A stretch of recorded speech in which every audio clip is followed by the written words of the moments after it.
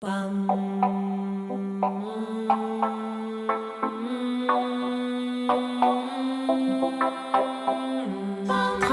dans une institution de l'aide à la jeunesse d'hébergement en dehors du milieu familial pour des adolescentes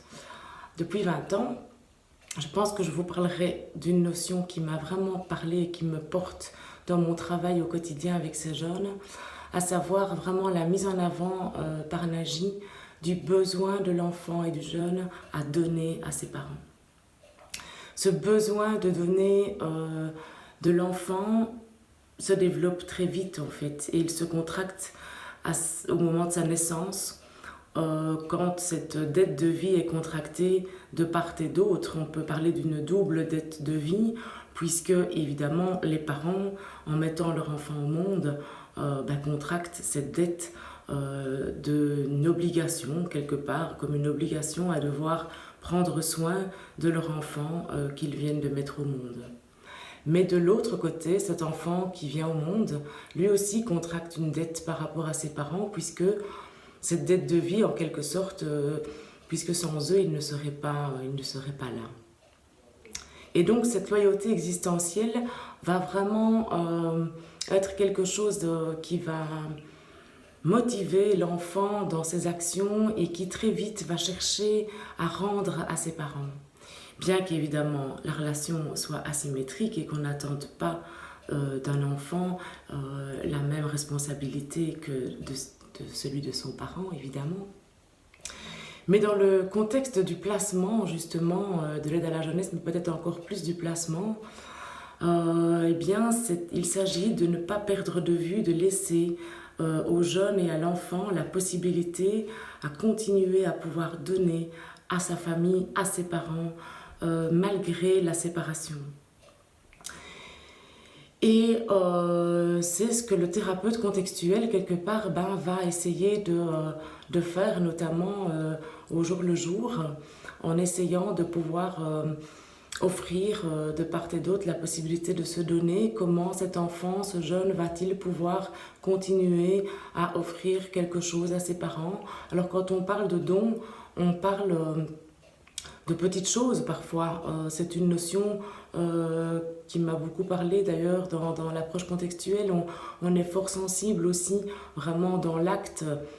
Les actes dans le lien sont quelque chose d'important qu'on va essayer de repérer, qu'on va aider peut-être à mettre en place dans la relation pour que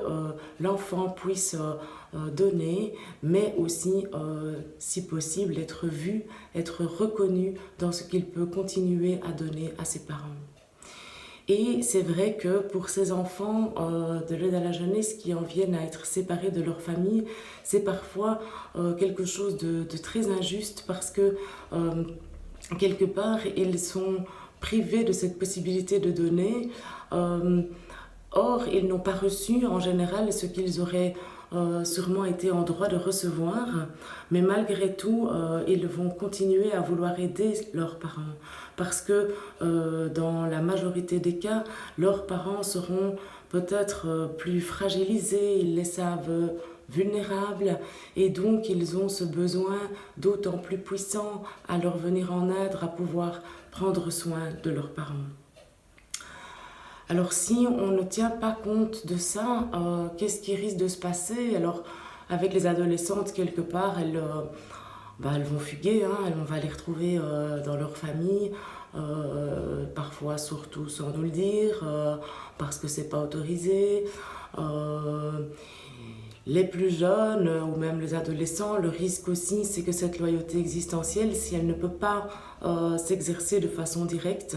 eh bien, elle s'exerce de façon indirecte. Alors, c'est pas conscient tout ça, mais notamment, on peut le voir dans un refus du jeune d'investir une autre relation avec un adulte proche et souvent parfois les éducateurs qui essayent pourtant malgré tout de prendre soin de lui. Et donc vraiment cet objectif de permettre à cette loyauté existentielle de continuer à pouvoir s'exercer dans la relation de façon directe, eh bien c'est offrir quelque part aux jeunes de gagner vraiment en une liberté plus grande dans ces relations actuelle et aussi et surtout évidemment pour son avenir.